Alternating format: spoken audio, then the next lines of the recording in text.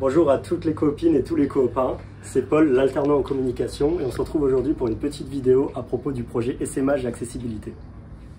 Est-ce que tu peux te présenter s'il te plaît? Oui, bonjour, je suis Olivier, je suis un des 3 référents de la commission achat et dans le projet depuis déjà plus de 3 ans.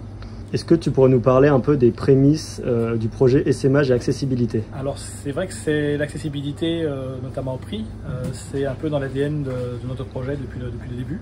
C'est pas quelque chose qui est complètement facile à réaliser. Assez vite, on s'est réunis dans le cadre d'une cellule qui regroupait des membres de la commission accessibilité et des membres de la commission achat pour travailler sur le sujet. Et quelles ont été les problématiques premières que vous avez rencontrées pendant la réflexion? Alors, c'est pas tout à fait facile. Il fallait savoir comment passer le curseur entre la qualité qu'on souhaitait, notamment nutritionnelle, et puis l'aspect prix. Peux-tu te présenter? Alors bonjour, moi c'est Margot, donc je suis en alternance chez Demain depuis le mois d'octobre et je suis en charge de l'opérationnel du projet essaimage accessibilité. Le projet essaimage et accessibilité, qu'est-ce que c'est? Alors le projet essaimage accessibilité, c'est la mise en place d'un panier de 100 produits incontournables à prix accessible, c'est-à-dire défiant la concurrence des magasins voisins.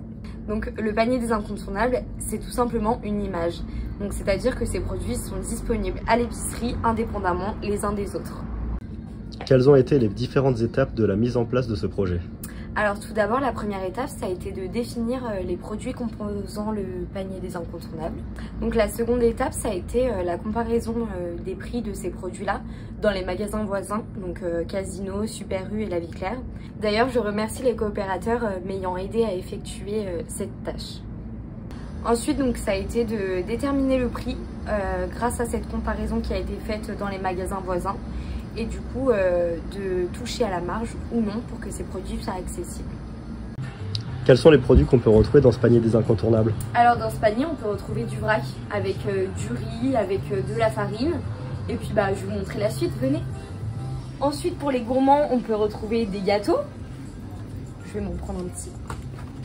Ensuite nous pouvons retrouver du chocolat, nous pouvons retrouver du thé, nous pouvons aussi retrouver des boissons. Ensuite, nous pouvons retrouver des pâtes. Bon bah allez, je vais vous prendre des pâtes. Ah, une petite sauce bolognaise. Ensuite, on peut retrouver des produits d'hygiène. Ah, tiens, j'avais plus de dentifrice. Et du coup, même dans nos rayons frais, on retrouve des produits incontournables avec du beurre, de la margarine, des yaourts. On retrouve du fromage, des gnocchis. On retrouve de la viande, on retrouve du lait. On a aussi des œufs et des fruits et légumes. Du coup, on a les œufs et puis on a des citrons, des oranges, des pommes, de la salade. D'ailleurs, j'ai prévu une petite citronnade. En bref, le panier des incontournables, c'est tous les produits dont vous avez besoin.